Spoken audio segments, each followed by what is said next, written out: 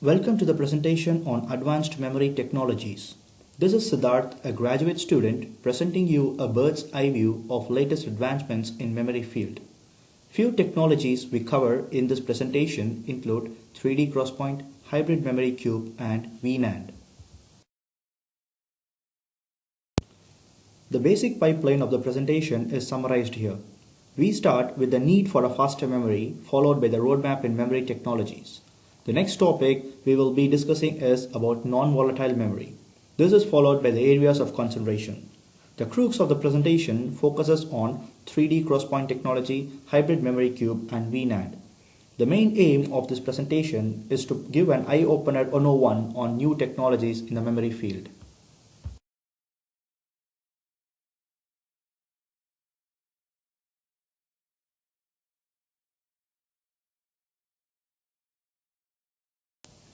Computation is based on process and data. A perfect performance is assured with a high-speed processor and adequate faster memory. Memory development has been funded by advancements in semiconductor industry. The key factors we look upon are low cost, high performance, and high density. Emerging process technologies has fueled the further development in memory, the latest being a three-dimensional memory. A 3D memory is contrary to conventional planar architecture as one layer of memory is stacked upon another one, just like a multi-storied apartment where many people live at individual houses in the same area. Need for a faster and denser memory. The burning question is, why do we need a faster memory? Fast storage is essential for computing as computing is done on data and data is put in storage. The longer it gets to take the data, the slower computing goes. With processors clocking at gigahertz speed and overclocking enabled, a high-performance memory is the need for the day. A recent trend and study shows that the world is about to generate 44 zettabytes of data by 2020. Where would such humongous data be stored? This answers the need for a faster and denser memory. Time to introduce viewers the term memory wall. It is disproportion between the processor and memory speed. The slide provides a timeline in advancements of memory technology from 1940s to till date. The earliest memory was the RAM, Random Access Memory, by F.C. Williams. It was based on Williams tube and used a cathode ray tube for digital storage. Then came the era of programmable read-only memory. Along with PROM, the phrase burning into memory became prevalent. This was because the diodes were literally burnt with current overload to provide circuit discontinuity. Then came the static random access memory, the fastest form of memory used in microprocessor registers and as primary caches.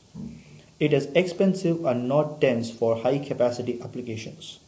Followed by dynamic random access memory, which due to its simple structure, less expensive and high density was used in smartphones, video game controllers, tablets, etc.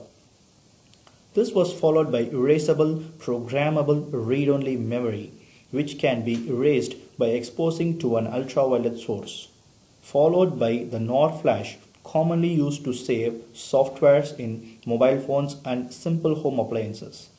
Then NAND flash, commonly used in high-speed, high-capacity storage in PCs, tablets, digital cameras, MP3s, and more, came into existence.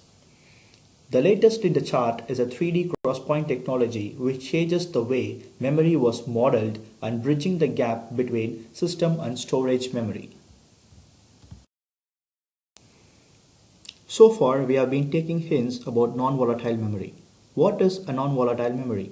Non-volatile memory is a type of memory that can retain stored information even after power cycled.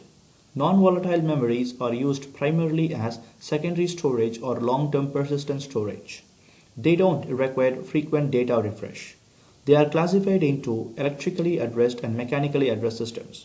In electrically addressed system, the data is stored by physically altering the storage sites, whereas the mechanical system uses a contract structure to read or write on a designated storage medium. The various types of non-volatile memories includes the FRAM, the RRAM, PRAM, MRAM, etc. 3D crosspoint technology. There is a buzz about this technology and let's learn it as simple as possible. 3D Crosspoint has two parts. 3D refers to stacking up of memory units on top of each other and cross is connecting wires looking like a cross from top view. They are an array structure with parallel and perpendicular lines. Each cell is identified by the intersection of wires. Each column is a memory cell and it is the major advancement in memory since the NAND technology. The key advantages are they are denser than DRAM and robust than NAND flash. Let's get to the basis of operation of the 3D Crosspoint technology. The array structure is shown in the figure. Vertical columns are cells and horizontal rows are called selector lines. A unique combination of selector line is used to address every cell individually. Traditional memory has a transistor connected to the word line to detect the state of charge stored in a capacitor. If the capacitor is charged, it is a logic 1, else a logic 0. Transistor also forces the charge to and from capacitor, enabling the change of states. 3D Crosspoint is a resistance-based storage method. It is a phase change material. The basic nature of material is altered to store charge. By changing the phase of material, it is made either a logic 0 or a logic 1. The voltage affects the selector, causing it to read or write the memory cell. Due to crosspoint, each cell is identified by unique access, and the absence of transistor reduces the area and increases the density. Having discussed the operation of a 3D crosspoint, let's focus on the advantages of the crosspoint architecture. Due to absence of transistors, the size is reduced and density is increased. Memory cells sit right at the intersection of address and word line. Due to the new technology, the cells are able to change states faster than any existing non-volatile technology. Basics of computing is cemented on von Neumann's model, where every system is represented as a CPU with a high-speed memory and an inexpensive low-speed secondary storage. With 3D Crosspoint, the memory wall is greatly reduced as this enables the system and storage memory to be integrated for a better performance. Having discussed about the new storage technology, let's see another advancement from the DRAM architecture. The Hybrid Memory Cube or HMC is a new technology that adds value to existing DRAMs. HMC has a logic layer base. The architecture has a logic control layer and stacked on top with 4 or 8 DRAM modules. The main aspects of HMC are they are 3D, that is memory layers stacked on each other, and use TSV to interconnect DRAM wires and logic layer. TSV is through silicon via, that is a vertical connection through the chip or die. It is used as an alternate to wire bonds or flip chip. HMC bridges down the memory wall and has 15 times the bandwidth of DDR modules. It consumes 70% less energy and 90% reduced footprint. The applications of HMC include high-performance computing, networking applications, areas those need tremendous data, and supercomputing. To go to the concept of HMC, the key area to note is its architecture. From the image displayed, you can see the logic layer base. This provides the control logic for corresponding DRAM partitions. A group of DRAM partitions and a logic base is together called as a vault. The figure shows 4 DRAM modules stacked. A single portion of logic is used to control 4 portions of DRAM through TSV. Group of such patterns is called a memory bank.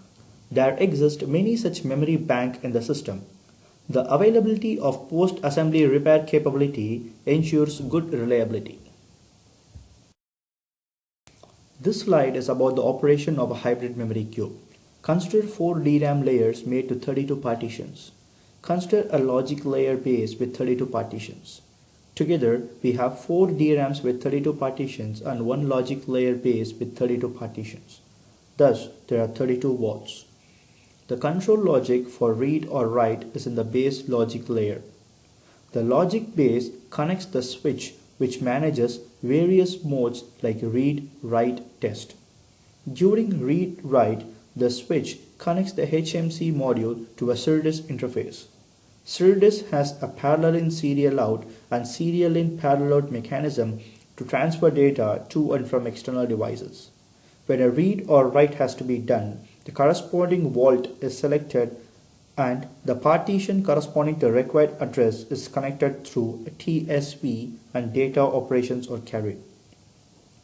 HMC provides advantage of auto refresh at all temperature variations.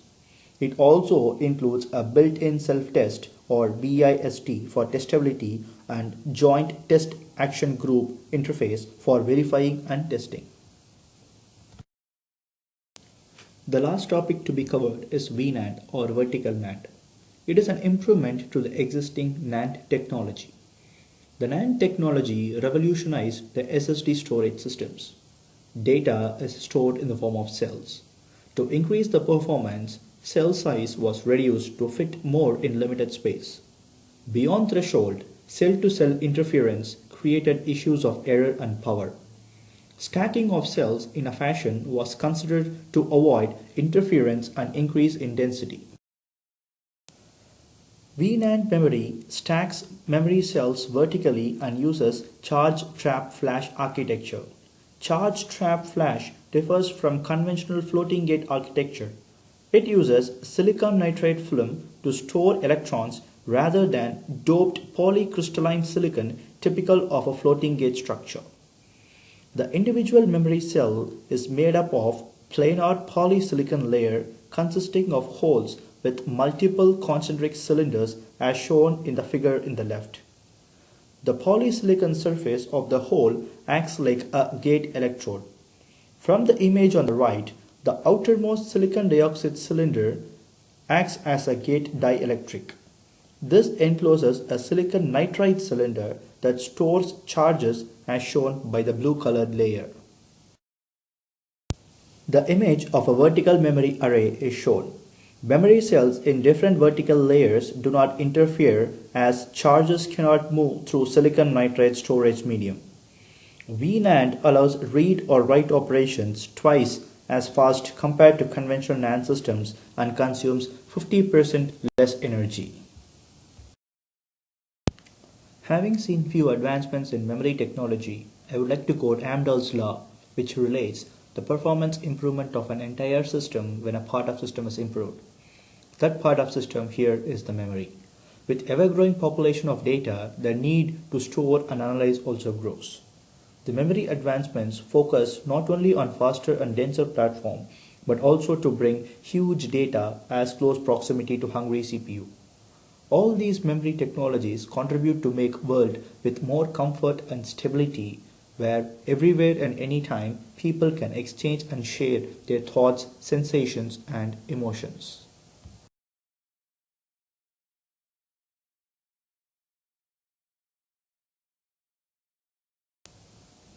Thank you.